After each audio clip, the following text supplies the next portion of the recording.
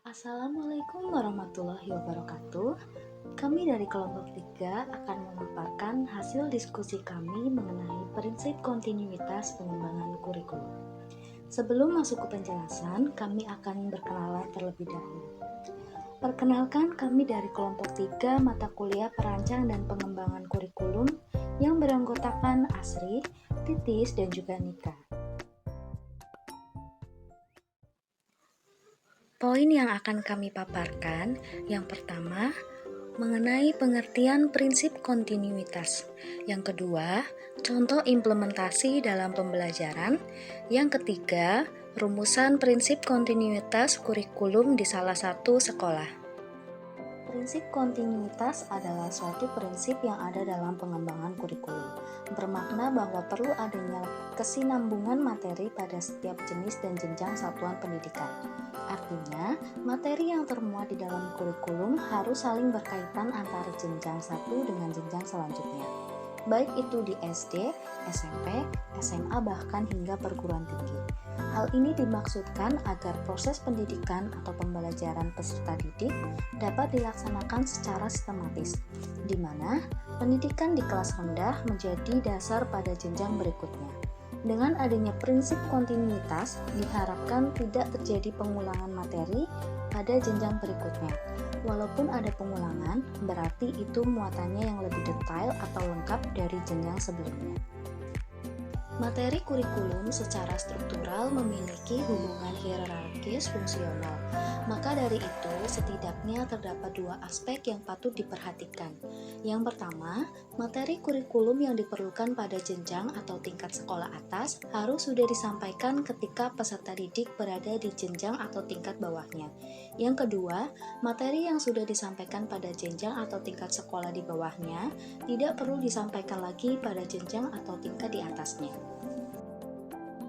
Contoh implementasi dalam pembelajaran.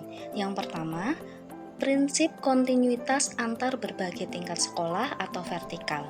Misalnya, bahan-bahan pembelajaran yang telah diberikan pada jenjang SMP atau MTS tidak perlu diberikan lagi di SMA atau MA kecuali kajiannya lain dengan pendalaman dan perluasan.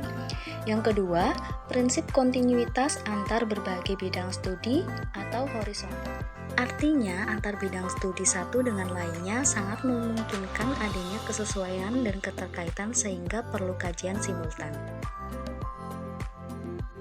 Contoh implementasi dalam pembelajaran sejarah.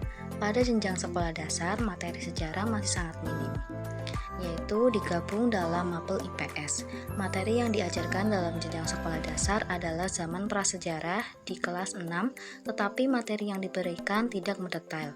Pada saat peserta didik mendapat materi prasejarah di jenjang sekolah dasar dapat dilengkapi di SMP, karena materi sejarah ini saling berkaitan satu sama lain. Begitu pula di jenjang sekolah menengah atas atau SMA. Selanjutnya adalah rumusan prinsip kontinuitas di sekolah. Rumusannya menyesuaikan dengan jenjang pendidikan dan tingkat perkembangan peserta didik dengan cara menyusun skop atau sequence setiap mata pelajaran pada jenis dan jenjang program pendidikan. Skop artinya ruang lingkup, sedangkan sequence artinya urutan atau sistematika.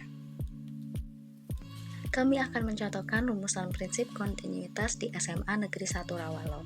Pada kelas 10, materi pembelajaran sejarah mengenai pengantar ilmu sejarah, penelitian sejarah, penulisan sejarah dan teori sosial di semester 1, dan di semester 2 materi yang dipelajari zaman kerajaan Hindu-Buddha di Nusantara dan kerajaan Islam di Nusantara tidak akan dipelajari lagi di jenjang kelas 11.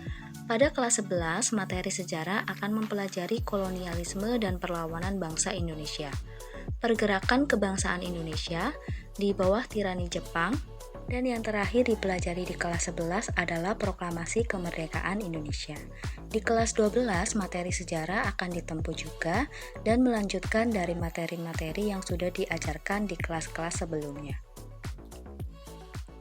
Sekian pemaparan dari kelompok kami. Terima kasih. Wassalamualaikum warahmatullahi wabarakatuh.